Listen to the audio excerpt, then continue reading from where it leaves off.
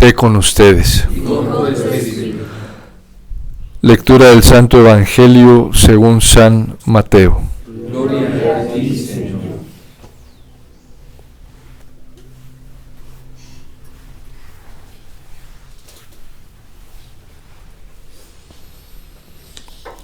En cierta ocasión, los discípulos se acercaron a Jesús y le preguntaron: ¿quién es el más grande en el reino de los cielos?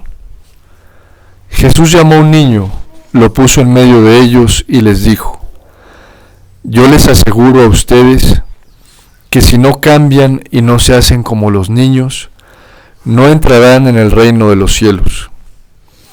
Así pues, quien se haga pequeño como este niño, ese es el más grande en el reino de los cielos. Y el que reciba a un niño como este en mi nombre, me recibe a mí. Cuidado con despreciar a uno de estos pequeños, pues yo les digo que sus ángeles en el cielo ven continuamente el rostro de mi Padre que está en el cielo. ¿Qué les parece? Si un hombre tiene 100 ovejas y se le pierde una, ¿acaso no deja las 99 en los montes y se va a buscar a la que se le perdió? Y si llega a encontrarla, les aseguro que se alegrará más por ella que por las 99 que no se le perdieron. De igual modo, el Padre Celestial no quiere que se pierda ni uno solo de estos pequeños. Palabra del Señor. Gloria a ti, Señor Jesús.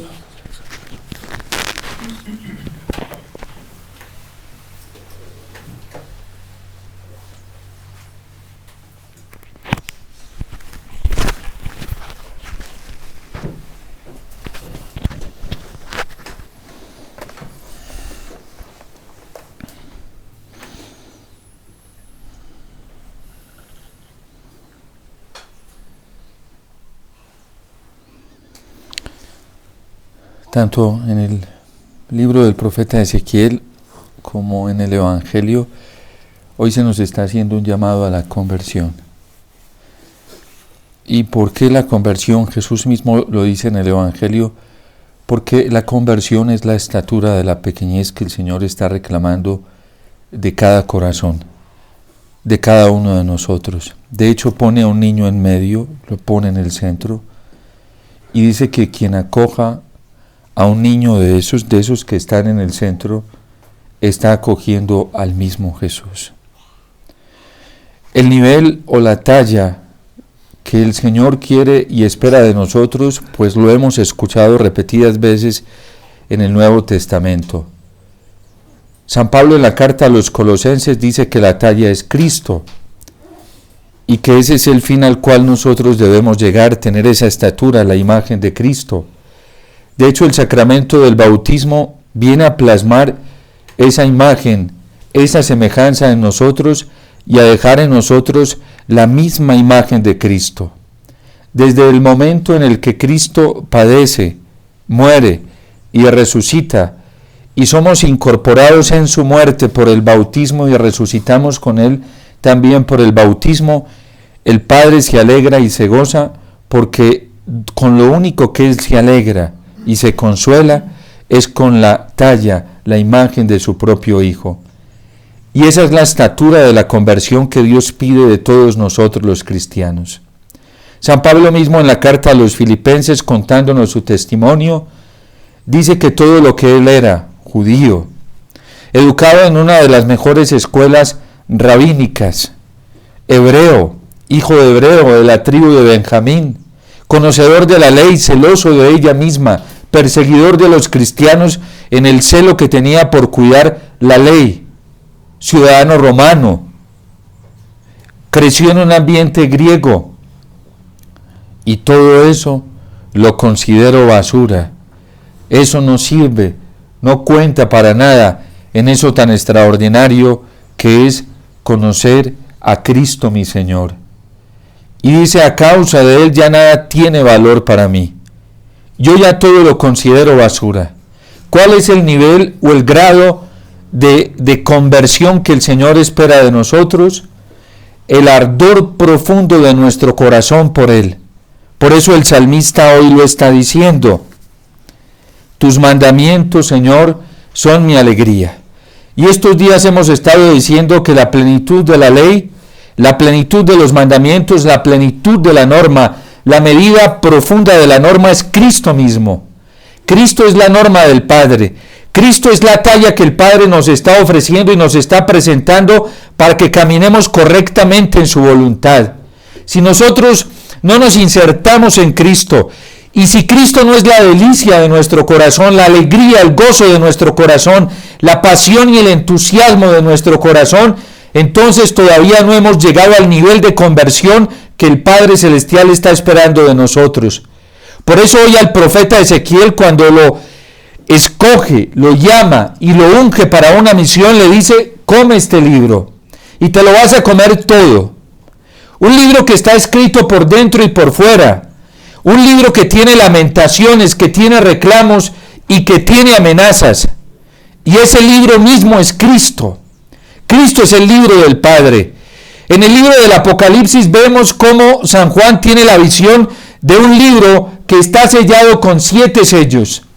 Y nadie es capaz de abrirlo, y San Juan se pone a llorar de tristeza, de amargura, porque no existe en la visión, no hay nadie que pueda abrir ese libro. Y aparece un cordero y alguien que le dice a San Juan: no llores más, porque ha vencido el león de la tribu de Judá, de la descendencia de David, y él será quien rompa los sellos. Y es Cristo mismo quien comienza a romper los sellos de ese libro, porque Cristo es la interpretación correcta de toda la Sagrada Escritura. Por eso es la talla que nosotros necesitamos para conocer. Es la talla que nosotros necesitamos para entender y comprender la voluntad de Dios, y también Cristo es la medida perfecta para cumplir la voluntad de Dios. Esa es la pequeñez que el Señor quiere de nosotros. Y por eso toma a un niño y lo pone allí en el centro. Lo pone allí en el centro porque en realidad ese niño es Cristo mismo. Por eso dice: quien acoge a uno de estos, me acoge a mí. Y la conversión es para eso. La conversión no es para cambiar de ruta y coger otra ruta que a lo mejor también puede ser mundana. Porque a lo mejor iba por este camino, pero cojo este otro, y resulta que este otro camino no tiene a Cristo. Cristo no es la medida, Cristo no es la pasión, Cristo no es el deseo, el Señor no es la talla, la meta que yo estoy aspirando. Una conversión así no es la que nos está pidiendo el Señor, no sirve para nada. Es que yo antes era de este carácter, ahora lo estoy teniendo más suave. Sí, pero ¿por qué lo estás teniendo más suave? ¿Porque te arde el corazón de amor por el Señor? ¿O porque quieres presentarte como amable, como paciente ante los demás? Una conversión así decae, no sirve, no perdura, tarde que temprano desfallece. Cuando el motivo de mis acciones no es Jesús, cuando la fuerza que me mueve interiormente para cambiar no es el Señor, todo eso es basura, no sirve, no sirve. Por eso San Pablo dice: a causa de Él ya nada tiene valor para mí. Y por Él deseo entregarlo todo. Para mí la vida es Cristo, lo dirá también en la carta a los Filipenses, y la muerte una ganancia. Él es la medida.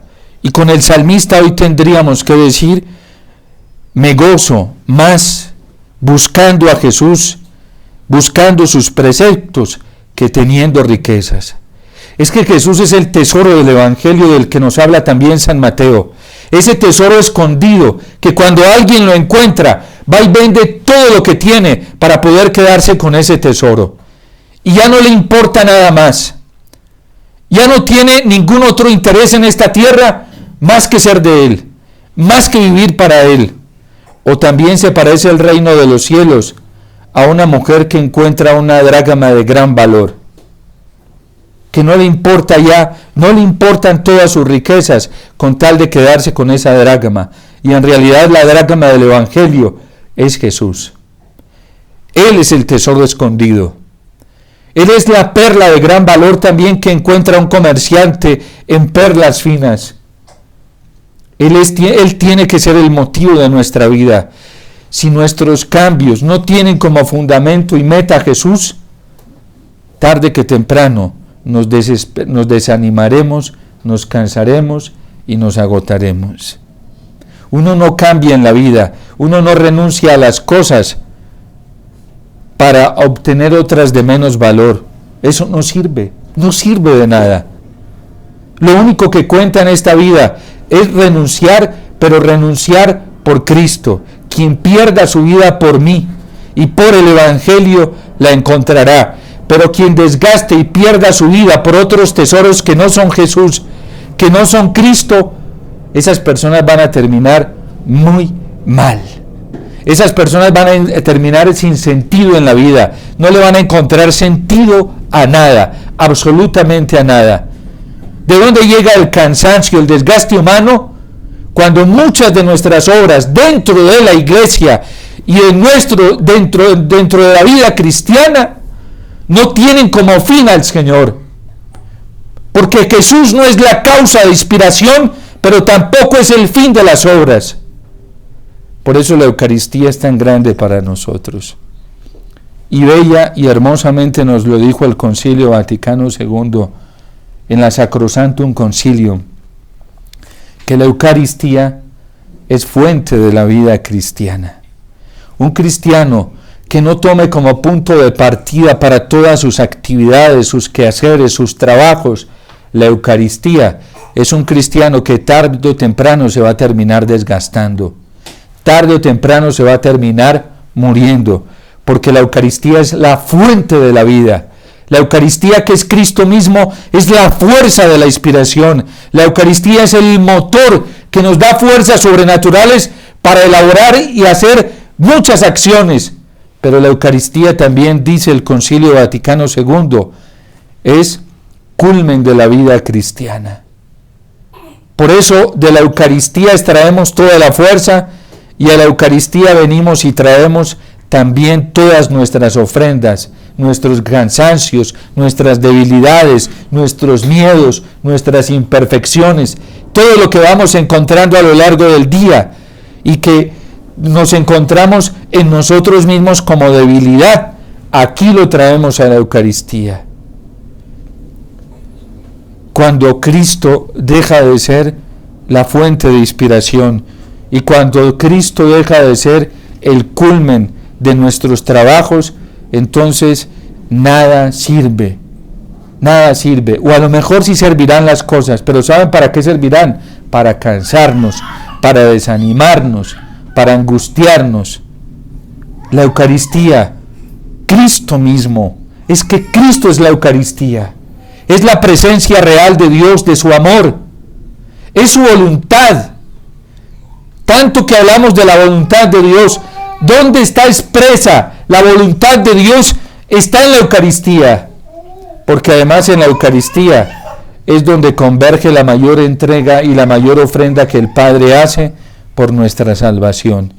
En la Eucaristía convergen todos los misterios de la vida de Cristo, desde la encarnación hasta la resurrección, hasta la ascensión al cielo, hasta el envío del Espíritu Santo. ¿Por qué? Porque en la Eucaristía, que es Cristo mismo, Dios concentra todas sus fuerzas divinas para salvar al hombre. Y por eso toda nuestra vida tiene que partir de la Eucaristía. Y todos nuestros quehaceres y nuestras actividades tienen que concentrarse en la Eucaristía. ¿Saben por qué la iglesia hoy se encuentra tan desgastada en la jerarquía? La iglesia se encuentra tan desgastada en la vida consagrada, en muchos religiosos y religiosas. ¿Saben por qué la iglesia se encuentra desgastada en tantos matrimonios que ya no le encuentran sentido a su vocación matrimonial? ¿Por qué la iglesia se encuentra desgastada en el corazón de tantos bautizados católicos? Porque gran parte del cuerpo místico que es la iglesia, desde hace mucho tiempo, dejó de depender de la Eucaristía. Dejó de tener a la Eucaristía como el centro de su vida. La iglesia viene en una decadencia, pero la iglesia no va a morir, porque la iglesia va a permanecer en aquellos pequeños fieles fieles a qué, al gran centro que es Cristo y que es la Eucaristía. Ahí va a permanecer la iglesia, viva, real. Pero la iglesia se encuentra desgastada en muchos miembros, cansada en muchos miembros, porque hace tiempo dejó de alimentarse de la Eucaristía. Y es verdad que hay participación masiva en muchas celebraciones, pero hay corazones que están lejos de Jesús y Eucaristía hace muchísimo tiempo. Sacerdotes que suben al altar y tienen su corazón y su mente en otro lugar diferente al altar. Muchos religiosos y religiosas que participan de la celebración eucarística, pero su corazón lo tienen en otro tesoro. A uno le toca como sacerdote escuchar con dolor, yo lo escucho con dolor y no puedo negarlo, que no me duele, cuando para muchos consagrados la Eucaristía ya no es el centro de su vida, pero sí arden de pasión y andan despiertos, atentos, llenos de fuerza para otra cosa, menos para la Eucaristía. Allí no concentran las pasiones de su vida, pero para otras cosas sí.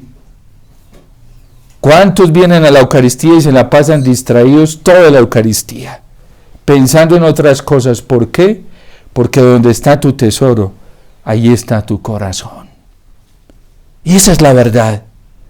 Si hoy pudiéramos decir como el salmista, tus mandamientos, Señor, son mi alegría, mi gozo, me gozo más cumpliendo tus preceptos que teniendo riquezas, me gozo más estando en la voluntad del Padre, que es la Eucaristía, que teniendo riquezas. Pero para muchos no es así. Para muchos no es así. Para mí valen más tus enseñanzas que miles de monedas de oro y plata. Las enseñanzas más profundas, divinas, sobrenaturales, trascendentales, las revelaciones más altas que Dios nos las da en la Eucaristía. Y la gente es feliz yendo a buscar gente que le dé mensajes de parte de la Virgen y de parte del Señor. Y la gente es feliz buscando instrumentos, y si son bien tendenciosos, populares, mayor carrera le hacen. Y las revelaciones más altas del cielo se manifiestan en la Eucaristía. Que alguien venga y diga lo contrario cuando la Iglesia nos ha enseñado eso. Que no hay manifestación más absoluta de la revelación del amor de Dios que en la Eucaristía. Que alguien le diga para que contradiga la verdad que la Iglesia ha sostenido, ha predicado durante miles de años, o lo que la misma palabra nos ha enseñado.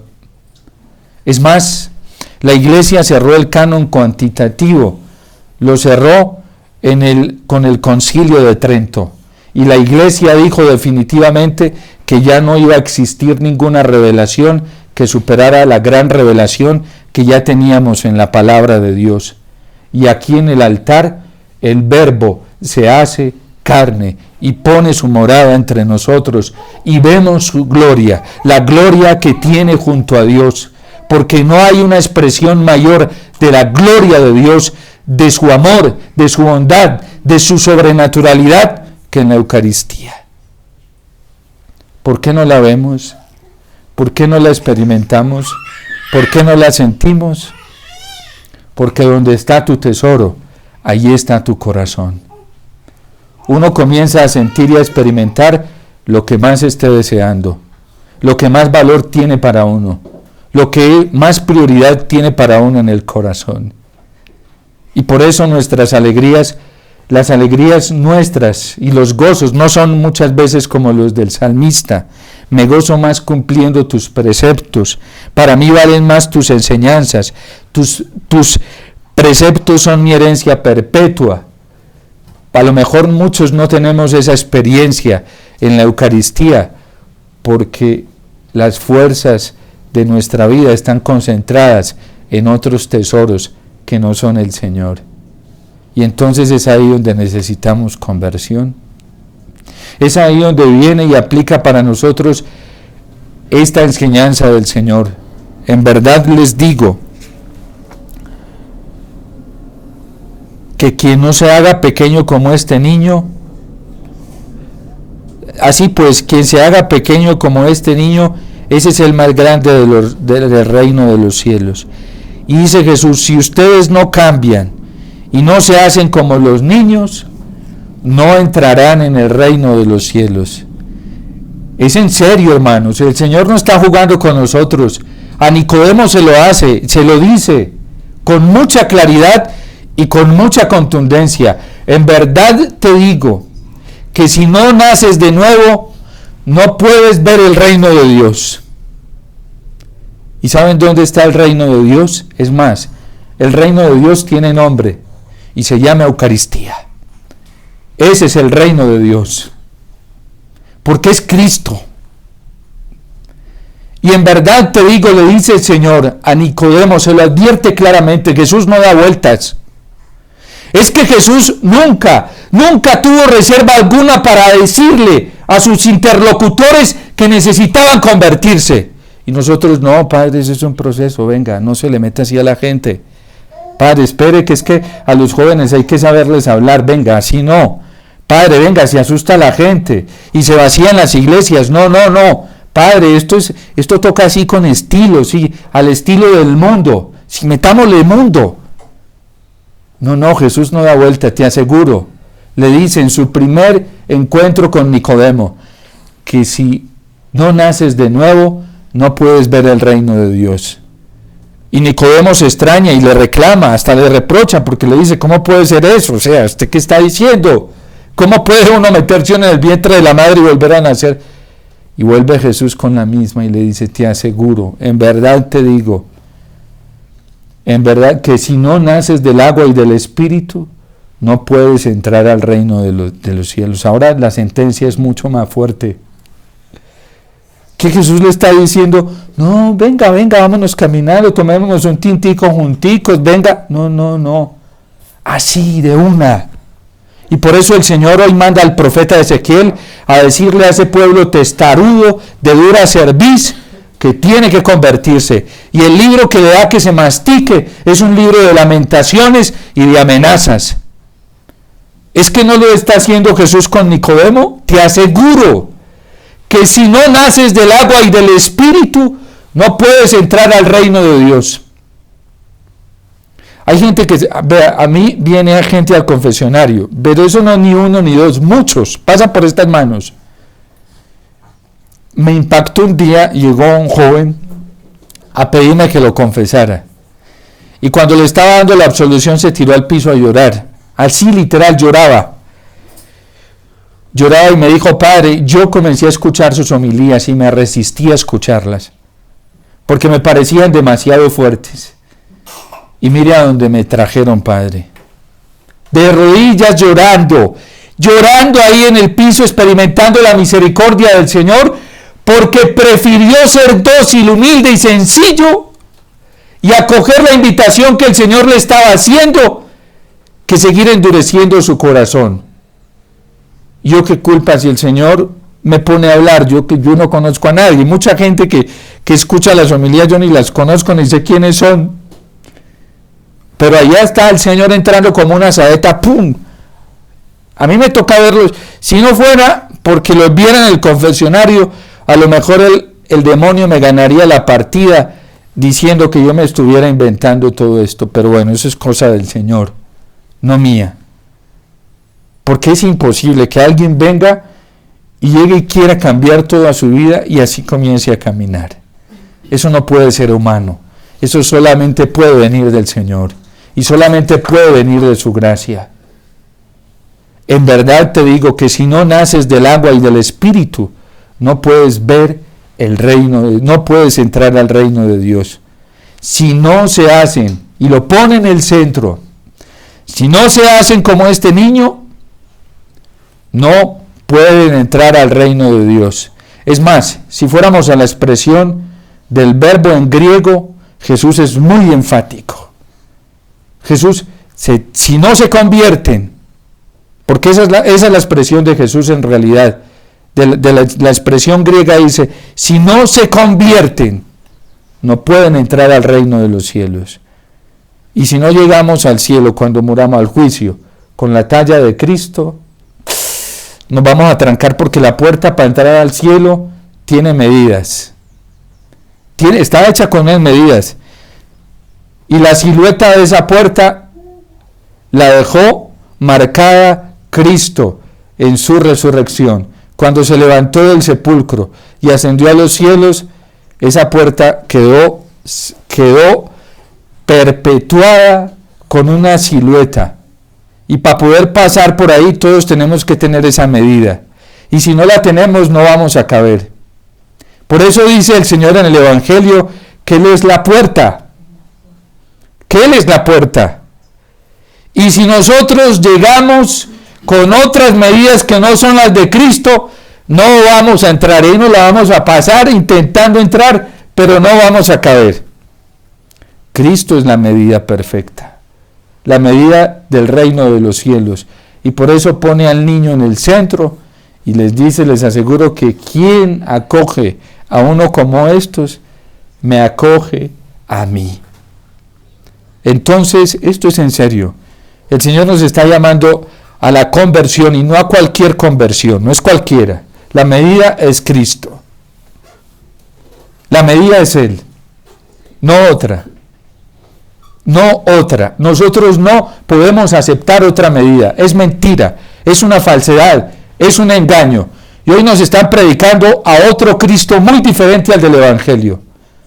Hoy nos están mostrando una talla cristiana que no es la del Evangelio, ni es la talla que la Iglesia ha predicado durante siglos.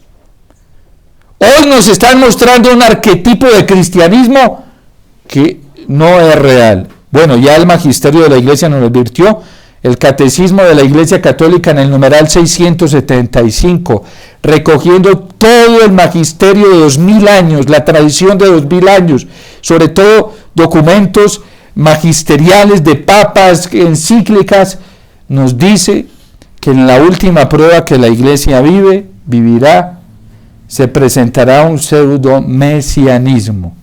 ¿Qué significa? Un falso cristianismo. Nos van a presentar a Cristo como no es. La Iglesia nos lo advirtió. Eso no es invento mío. Ahí está. Numeral 675 del Catecismo de la Iglesia Católica. Magisterio válido y vigente hoy. Así que cuidémonos. Cuidémonos porque ya la Iglesia viene advirtiéndonos desde hace mucho tiempo que al Cristo que nos están predicando en muchos lugares y en muchos espacios, ese Cristo no es el verdadero, no es el real. No es el real. No, eso no es invento mío. Bueno, lo trae la palabra de Dios.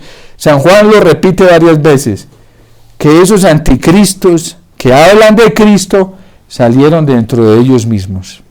San Pablo en la carta a los Efesios dice, me temo que ante mi partida se filtren algunos lobos y unos van a salir dentro de ustedes mismos. Hoy hay mucho lobo vestido de oveja y hay mucho mercenario vestido de pastor. Y la gente como loca se está tirando para un lado y por otro de miedo. Ojo que el miedo no viene de Dios y el miedo nos puede impulsar a nosotros a tomar decisiones. Nosotros no somos ni el cristiano, el de Cristo, no es ni de derecha ni de izquierda. ¿Cuál es la clave para un tiempo como el actual? La cruz.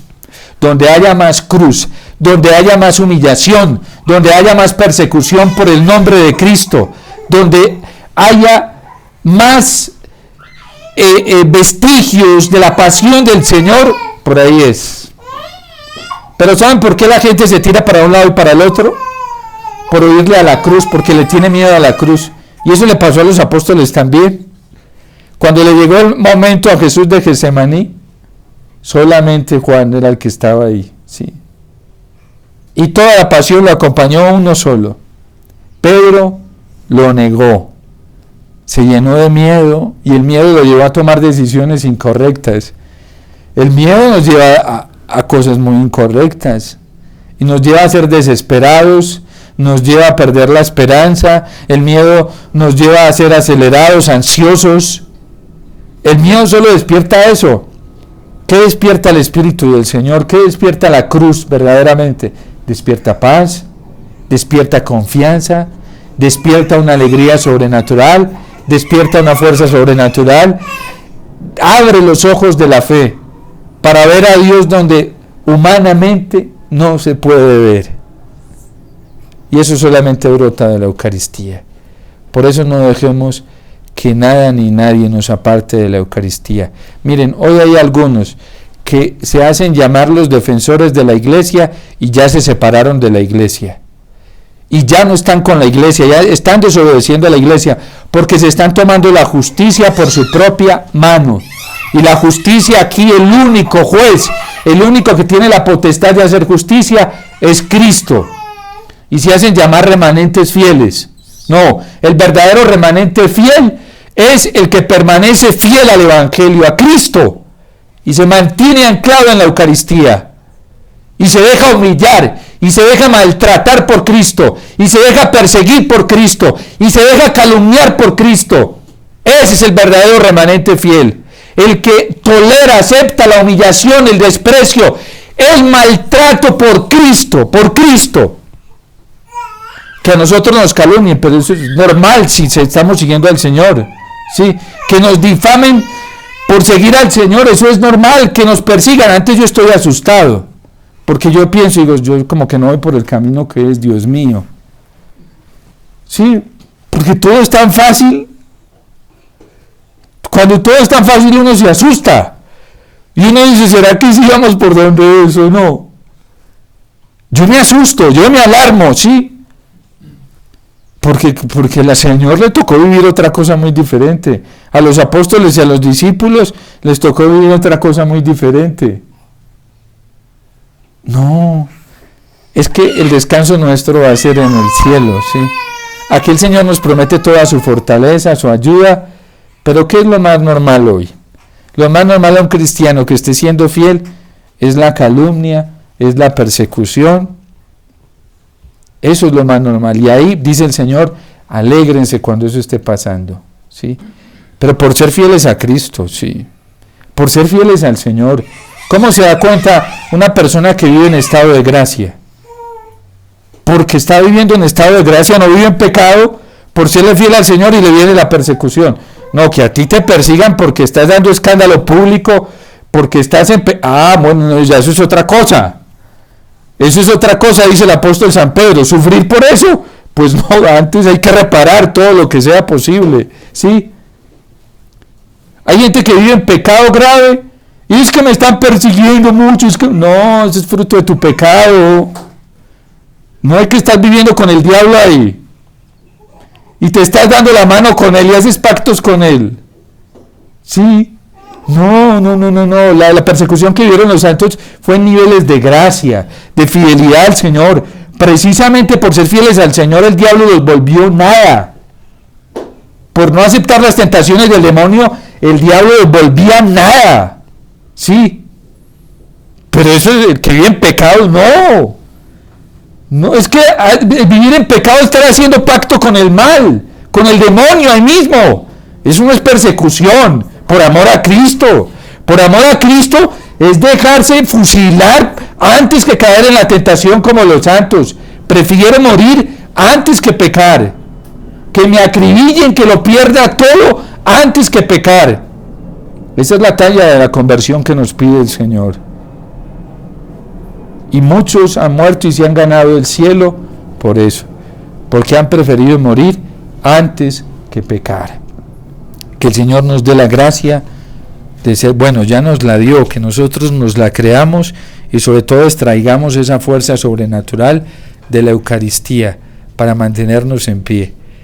Si no es de la Eucaristía, que es la fuente de la vida cristiana, el diablo nos la va a ganar, el mundo nos la va a ganar. Si no nos alimentamos de Cristo, no vamos a llegar al culmen de la meta, y todo esto está en la Santa Eucaristía.